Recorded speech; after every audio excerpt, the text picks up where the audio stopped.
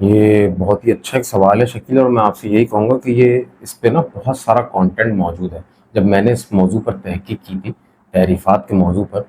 وہ کہ وہ گزشتہ کتابیں ہوں یا قرآن مجید ہو، تو میں نے کافی سارا وہ کانٹینٹ نکالا تھا جس کی سند صحیح تھی، صحیح سند کے ساتھ جو روایات تھیں ان کو جمع کیا تھا۔ اور میں یہ کہوں گا کہ یہ والا جو قرآن کے تعریفات کا موضوع ہے کہ قرآن مجید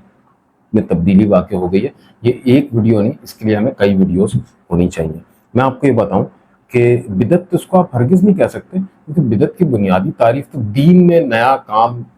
ایجاد کرنا ہے۔ یعنی کہ میں آپ کو ایک دم سے کہہ دوں کہ 5 نمازیں تو ہوتی ہیں، آپ تہجد بھی پڑھتے ہیں، قیام اللیل بھی پڑھ کرتے ہیں، لیکن اب سے ایک یہ نئی نماز شروع کریں، اور یہ اس وقت پہ پڑھیں گے اللہ تعالیٰ کے لیے، اللہ تعالیٰ کے لیے پڑھیں گے، عبادت اس کی ہوگی، سجدے اسی کو ہوں گے، لیکن یہ والی نماز کو نا میں انٹروڈیوس کروا رہا ہوں، تو یہ کام بدعت کہلائے گا کہ یہ دین میں اضافہ کر دیا۔ یا میں بول دوں کہ آج کے دور میں اب قیام اللیل کا کوئی فائدہ نہیں ہے، یہ ہٹا دیتے ہیں، دین سے ختم کر دیتے ہیں، کوئی بھی ایسا کہہ دے تو یہ بات بھی بدعت کہلائے گی کہ یہ ایک نئی ایجاد ہے، یہ بات تھی نہیں۔ یعنی کمی اور اضافہ کرنے کا ہم کو کوئی حق حاصل ہی نہیں ہے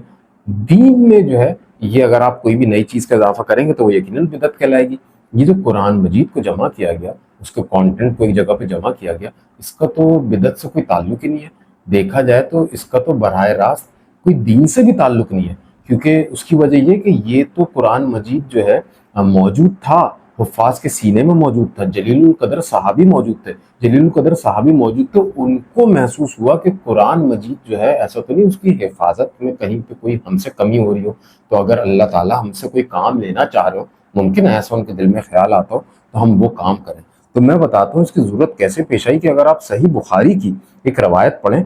4986 نمبر ہے، یہ انٹرنیشنل نمبرنگ ہوتی ہے، اس کے حساب سے جو ہے روایات مل جاتی ہیں غالباً، یہ 4986 نمبر پہ آ رہی ہے۔ تو اس میں جو ہے جنگ یمامہ جب ہوئی تو صحابہ کی بہت بڑی تعداد شہید ہو گئی تھی۔ اب جب صحابہ کی بہت بڑی تعداد اس وقت شہید ہوگی تو آپ سوچیں کیا کیفیت پیدا ہو جائے گی۔ یعنی انہی کے سینے میں قرآن مجید محفوظ تھا، وہی نمازیں پڑھتے تھے، انہی کے ذریعے منتقل ہو رہا تھا، ان کی بڑی تعداد جب شہید ہو گئی تو میں آپ کو جو ہے تفہیم کے اعتبار سے اس روایت کو پیش کر رہا ہوں کہ پھر حضرت ابو بکر رضی اللہ عنہ نے مجھے بلایا۔ یہ بات کون کر رہے ہیں؟ یہ بات جو ہے یہ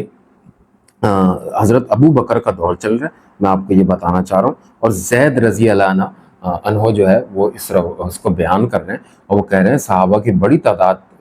کے شہید ہو جانے کے بعد حضرت ابو بکر رضی اللہ عنہ نے مجھے بلایا۔ اس وقت حضرت عمر رضی اللہ عنہ بھی ان کے پاس میں موجود تھے۔ ٹھیک ہے، حضرت ابو بکر رضی اللہ عنہ نے کہا کہ عمر رضی اللہ عنہ میرے پاس آئے تھے اور انہوں نے کہا کہ یمامہ کی جنگ میں بہت بڑی تعداد میں قرآن کے قاریوں کی شہادت ہو گئی ہے، اور مجھے ڈر ہے کہ اسی طرح کفار کے ساتھ دوسری جنگوں میں بھی قرآن مجید کے قاری جو ہیں وہ بڑی تعداد میں قتل ہو جائیں گے۔ اب آپ اس وقت اس کیفیت میں جا کے اس منظر میں تھوڑی دیر کے لیے چلے جائیں۔ ہر چیز کا حل یہی ہوتا ہے کہ اس وقت کو فیل کیا جائے، اس وقت کے مقتضیات کو محسوس کیا جائے، اور پھر آپ اس روایات کا میرے ساتھ میں جائزہ لیں، آپ کو سچویشن سمجھ آ جائے گی۔ جبکہ یہ بھی ایسا نہیں ہے کہ اس روایت کی بنیاد پر جو ہے یہ تحریف کے موضوع پہ اور کوئی روایت نہیں، میرے پاس اور بھی روایت ہے۔ یہ تو ابھی میں بالکل آپ کو آغاز سے لے آیا کہ حضرت ابو بکر کے دور میں یہ معاملہ درپیش ہوا۔ تو حضرت عمر نے حضرت ابو بکر کو جب یہ کہا کہ آپ جو ہے اس کو باقاعدہ کتابی شکل میں جمع کروا دیں تو امت کے لیے آسانی ہو جائے گی، تو حضرت عمر رضی اللہ عنہ کی اس بات کو جو ہے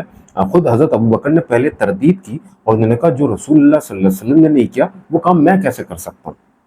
حضرت عمر رضی اللہ عنہ نے اس کا جواب یہ دیا کہ اللہ کی قسم یہ تو کار خیر ہے۔ اب آپ دیکھیں تو یہ کوئی دین میں نیا عمل نہیں تھا، یہ تو ایک کانٹینٹ ہمارے پاس موجود تھا۔ اگر ہم اس طرح سے اس کو بدعت لیں گے تو پھر تو صحیح بخاری کی کتاب بھی بدعت ہو گئی، پھر تو اس میں بھی دین ہی بتایا جا رہا ہے نا، اس میں بھی محمد صلی اللہ علیہ وسلم کی شخصیت پر بات ہو رہی ہے، پھر تو بہت سی کتابیں بدعت ہو جائیں گی۔ میں آج کے دور میں کچھ بھی کروں گا پھر تو ہر چیز بدعت ہو جائے گی۔ یہ تو ایک دنیاوی امور تھا جو براہ راست دین نہیں تھا، لیکن دین کے تحفظ کے لیے اختیار کیا گیا تھا کہ قرآن مجید جو ہے لوگوں تک صحیح سے منتقل ہو سکے۔